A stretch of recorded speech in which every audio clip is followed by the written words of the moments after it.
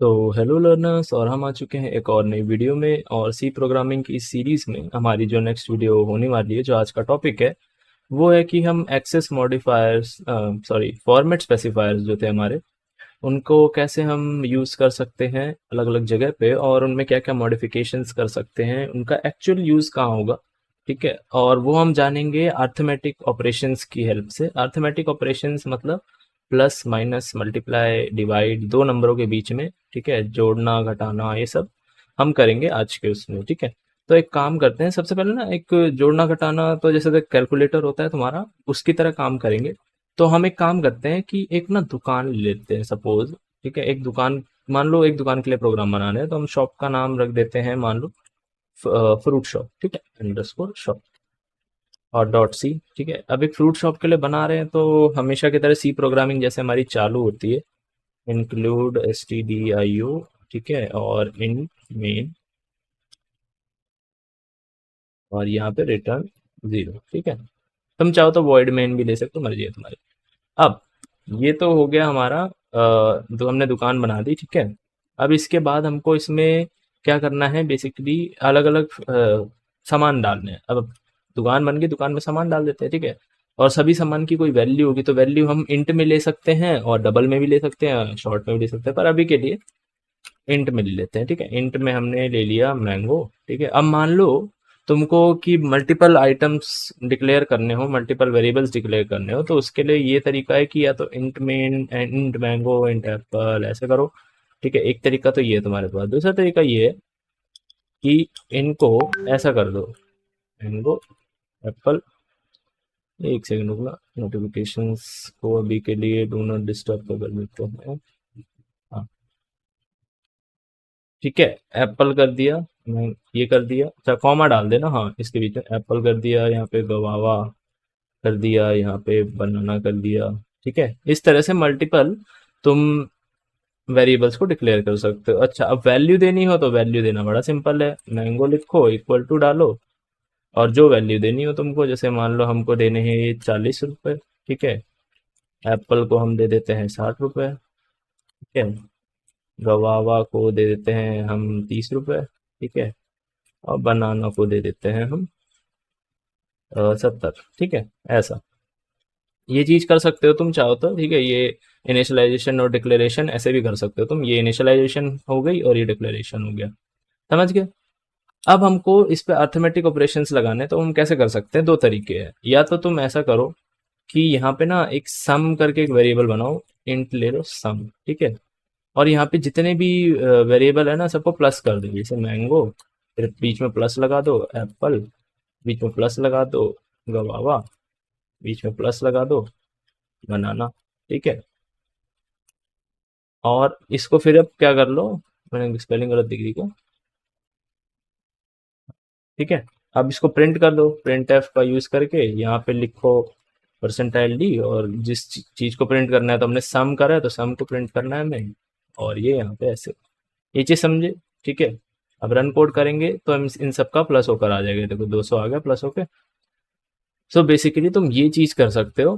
अ, एक तरीका ये हो गया तुम्हारा अर्थमेटिक ऑपरेशन परफॉर्म करने का। मान लो तुमको ये नया वेरिएबल नहीं बनाना सम नाम का, तुम चाहते हो कि प्रिंटफ में ही हो जाए सारा, तो उसके लिए क्या तरीका है कि ये जो सेम चीज है ना, ये तुम इसके अंदर लिख दो, प्रिंटफ के अंदर। ठीक है, कैसे समझाता हूँ। प्रिंटफ है ना तुम्हारा, ये परसेंटाइल डी सिर्फ इसका इतना काम नहीं कि एक वेरिएबल, ये चाहे तो मल्टीपल वेरिएबल्स ले सकता है, लेकिन उसके बीच में कोई एक्शन परफॉर्म हो रहा हो, जैसे कि हम अभी प्लस कर रहे हैं ना, तो प्लस परफॉर्म हो रहा हो, माइनस, मल्टीप्लाई, डिवाइड, कुछ भी। तो एक काम करते हैं, इनको प्लस कर देते हैं। ठीक है, ये हमने कर दिया। सम नहीं, सम तो वेरिएबल हटा दिया ना हमने। एप पहले लेते हैं मैंगो। ठीक है, इसमें प्लस कर देते हैं एप्पल, इसमें प्लस कर देते हैं जी गवावा। ठीक है, इसमें प्लस कर देते हैं बनाना। ये हो गया। अब तुम ये भी करोगे ना तो भी सेम चीज प्रिंट होने वाली है। ठीक है, क्योंकि हमने वेरिएबल दे दिए, देखो 200 प्रिंट हो गया ना यहाँ पे। ये इस तरह से भी तुम कर सकते हो अर्थमेटिक ऑपरेशन। इसके अलावा तुम चाहो तो यही सेम चीज, इसको डुप्लीकेट कर देता हूँ मैं, रुक जाओ, एंटर करते हैं, कॉपी करा और यहाँ पे पेस्ट कर दिया। अब इसके बीच में क्या कर सकते हो, तुम चाहो तो मल्टीप्लाई भी कर सकते हो। अच्छा, मल्टीप्लाई हम एक्स या फिर बड़ा एक्स ऐसा कुछ नहीं लगाते, हम स्टार लगाते हैं। ठीक है, मल्टीप्लाई करने के लिए इसमें स्टार यूज होता है। जो तुम्हारा 8 वाली जो नंबर वाली केस के ऊपर जो सिंबल है ना, वो स्टार वाला, ये जो है स्टार वाला सिंबल, ये यूज करते हैं हम लोग मल्टीप्लाई करने के लिए। ठीक है, अब ये सारे मल्टीप्लाई होके जो आंसर आएगा वो अगले उसके नीचे प्रिंट हो जाएगा।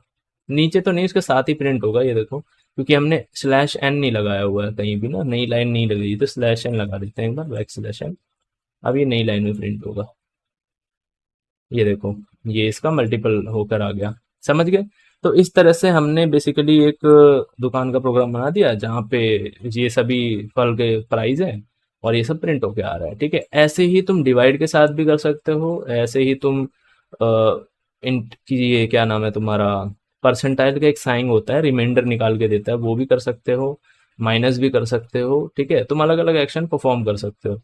अब तुम्हारा काम क्या है कि तुम्हारे को, जैसे मैंने इंट लिया था, तुम्हारे को बताना है कि जब तुम यही चीज डबल लेकर कर रहे हो तब क्या आंसर आ रहा है, यही चीज अगर तुम कैरेक्टर लेकर कर रहे हो तब क्या आंसर आ रहा है, ये चीज अगर तुम फ्लोट लेकर कर रहे हो, शॉर्ट ले, तो क्या क्या आंसर आ रहा है, किस तरह का। या फिर तुम ये मेरे को बताना कि अगर मान लो मैं यहाँ परसेंटाइल डी ना लिख के, अगर मैं यहाँ परसेंटाइल एफ लिख दूं, ठीक है, मान लो मैं एल एफ लिख देता हूँ परसेंटाइल, तब क्या आंसर आना चाहिए हमारा, परसेंटाइल एल एफ।